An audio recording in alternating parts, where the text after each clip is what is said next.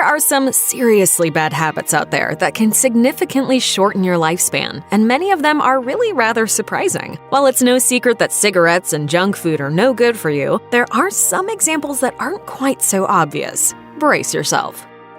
Getting a good night's sleep can make your day, but not getting enough sleep can impact your health in a variety of ways. A study from the Division of Sleep Medicine at Harvard Medical School found that sleeping 5 hours or less per night increased mortality risk from all causes by roughly 15%. But oversleeping reportedly isn't very good for you either. According to that same study, reduced and increased sleep duration are linked with hypertension, diabetes, and obesity. Additionally, not getting enough shut-eye can reportedly lead to heart disease, a weakened immune system, and mood disorders. That's one of many reasons sleepy time should be your time. What are you doing up? Just can't sleep. I always used to come in the kitchen and eat food if I couldn't sleep. If you tend to stay up late either because you're burning the midnight oil or burning the candle at both ends, you should figure out a way to catch a few more Z's. Your body will thank you. Are you sitting down? Well, stand up and stretch before you hear this next bit. There's a reason devices like the Apple Watch and Fitbit encourage you to stand up and walk during the day. Sitting too much has been linked to a shorter lifespan. A study published by JAMA International Medicine found that prolonged sitting is a risk factor for all-cause mortality independent of physical activity. In fact, sitting too much reportedly increases your risk of dying prematurely, even if you work out every day and burn a ton of calories. According to the Wall Street Journal, sitting down for more than 3 hours a day can shave a person's life expectancy by 2 years, even if he or she is physically active and refrains from dangerous habits like smoking. A desk job can make it all too easy to sit down for prolonged periods of time, but you should definitely take breaks to walk around, stretch your muscles, and get that blood circulating, regardless of what upper management thinks. You're the boss. You might remember that a little more often. Can your social life impact your health? According to a study published in the journal PLOS Medicine, the quality and quantity of individuals' social relationships has been linked not only to mental health, but also to both morbidity and mortality. The study found a 50% increased likelihood of survival for participants with stronger social relationships. That's not to say you need 5,000 friends and an overstuffed social calendar full of parties to be healthy, but it's important to establish solid relationships with a few good people in order to live a long life. Oh, and if you have some juicy gossip to share with your friends, all the better. According to a 2015 article in the Daily Beast, gossip, says an Oxford University evolutionary psychologist, provides vital physical and psychological benefits and benefits society. But you have to do it right. Robin Dunbar, the psychologist in question, told the publication, "Gossip can have a positive effect, but if pushed too far, the reputation of the gossiper can be in danger. You play your hand as hard as you can, aim to balance, reinforce, and service like you service a car. Pass on delicious tidbits, but don't overdo it. Here's a sign that you've gone too far."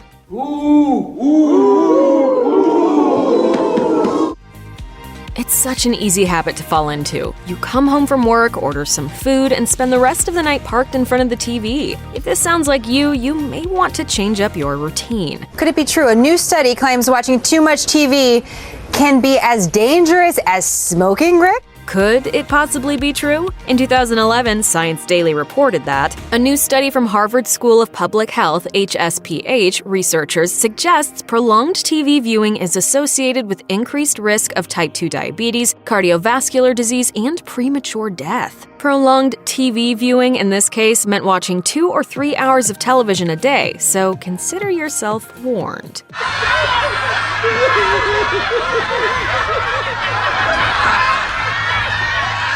Meanwhile, in 2019, the website Cardiovascular Business reported that a study on the effect of different sedentary behaviors on cardiovascular health has pinned binge-watching television as a more harmful activity than sitting at a desk job, though the negative effects of both can potentially be reversed with exercise. Seems like the message is quite clear. Stop watching so much TV and start getting serious about fitness.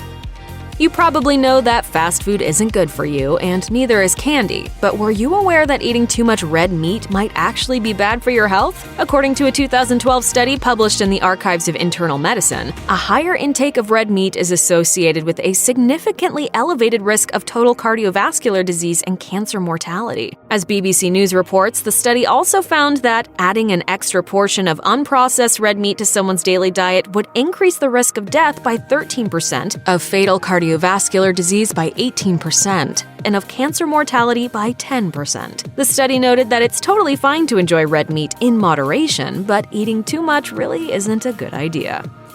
Although it's important to work out, not all exercise routines are created equally, and some activities may be more effective than others. Running is certainly good for you, but it shouldn't be the only thing you do when it comes to exercising. Hey, this is my route, okay? Just back off. This is my neighborhood. You just ran by my house. I like to run by myself, okay? Dr. Scott Schreiber, a specialist in rehabilitation and nutrition, told Bustle that only doing cardio can actually be detrimental to your health. As he explained it, if you are just doing cardio, your body will become less efficient at burning fat and begin to break down muscle tissue instead. Sarcopenia, a decrease in muscle tissue, has been shown to cause people to move less, increasing the risk of heart disease and diabetes and eventually decreasing longevity. So make sure you mix it up at the gym. Do some squats and deadlifts before going out for a jog, and you just might find out that you really like it. And who knows, your health may just depend on it.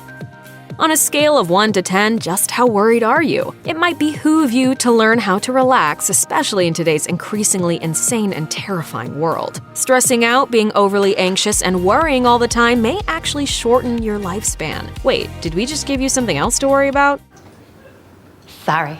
As Psychology Today points out, the list of damage that worry can do because of the biology of stress is long and scary, which means that not worrying more than we have to may be the best thing we can do for our health. Meanwhile, Time magazine worryingly reports, the vast majority of research finds that excessive worry and stress are linked with a higher risk for illness, conditions such as obesity and hypertension, and an increased likelihood of turning to alcohol and tobacco to dull the anxiety and depression. Remember, worrying won't help matters, and it might actually shorten your life. We suggest learning how to meditate. You'll be amazed at what it can do for you. It's totally normal to have bad days, weeks, or even months, but always having a negative outlook might be detrimental to your health. The biggest drawback to working in a theme park is that you must live under constant fear of deadly terrorist attacks. A 30-year study from the Mayo Clinic had one aim in mind. As they put it, we wanted to examine explanatory style, how people explain life events, as a risk factor for early death. Of the 839 patients, 124 were classified as optimistic, 518 as mixed, and 197 as pessimistic. Interestingly, the study came to the conclusion that having a pessimistic outlook on life is significantly associated with mortality. No, it's not always easy to be cheery and positive, but constantly being grouchy and in a bad mood can reportedly weaken your immune system. So if you feel yourself starting to get too negative or discouraged, try to remember that staying positive is what's best for your health. Being pessimistic is a bad habit that is really quite bad for you. It's not exactly a secret that single-use plastic containers are bad for the environment, but plastic containers as a whole might not be great for your overall health. Only recently has BPA been linked to a number of health concerns. According to a report from Scientific American, bisphenol A, BPA, is a ubiquitous compound in plastics, and tests have shown that the chemical can promote human breast cancer cell growth as well as decrease sperm count in rats. The report also mentions that there are hosts of studies that show that BPA leaches from plastics and resins when they are exposed to hard use or high temperatures, as in microwaves or dishwashers. Meanwhile, a doctor told Bustle that drinking out of plastic water bottles can lead to breast cancer, fibroids, and cysts. Plastic is bad for the environment and your health, so it's probably best to avoid using it to store your food. Agreed? It's likely that constantly being on your smartphone is bad for your health, but what exactly are the risks involved? According to the American Cancer Society, with respect to cancer, concern focuses on whether cell phones might increase the risk of brain tumors or other tumors in the head and neck area. Meanwhile, Ellie Marks, the executive director of the California Brain Tumor Association, told Healthline in 2019, "There is extensive research proving cell phone radiation is causing DNA damage and cancer, not just brain but salivary gland, thyroid, breast, damage to fetuses, damage to sperm, miscarriages, bone cancer, and more." As if that's not already alarming enough, one doctor warned the website Bustle that using your smartphone in excess has been shown to cause pain in the neck, shoulders, head, and back. Sustained abnormal postures have been shown to decrease lifespan by putting pressure on internal organs, blood vessels, and nerves. In addition, those that experience chronic pain have a decreased lifespan. When it comes to smartphones, it sounds like the smartest thing to do is use the gadget in moderation. You can never be too careful, right? Especially nowadays. But in some cases, using hand sanitizer might not be the best thing for you. Of course, always be sure to reach for the stuff when you've used a public restroom that's out of hand soap, but don't overdo it on a day-to-day basis. In 2016, the FDA issued a warning against hand sanitizer, writing that long-term exposure to certain active ingredients used in antibacterial products could pose health risks, such as bacterial resistance or hormonal effects. Additionally, Dr. Scott Schreiber told Bustle that constantly using hand sanitizer might actually make you more susceptible to disease. As he explained it, overusing hand sanitizer will create an environment for antibiotic-resistant bacteria to grow. These bacteria are very difficult to get rid of and can cause a myriad of health conditions. So use sanitizer when you must, but try to wash your hands when it's an option.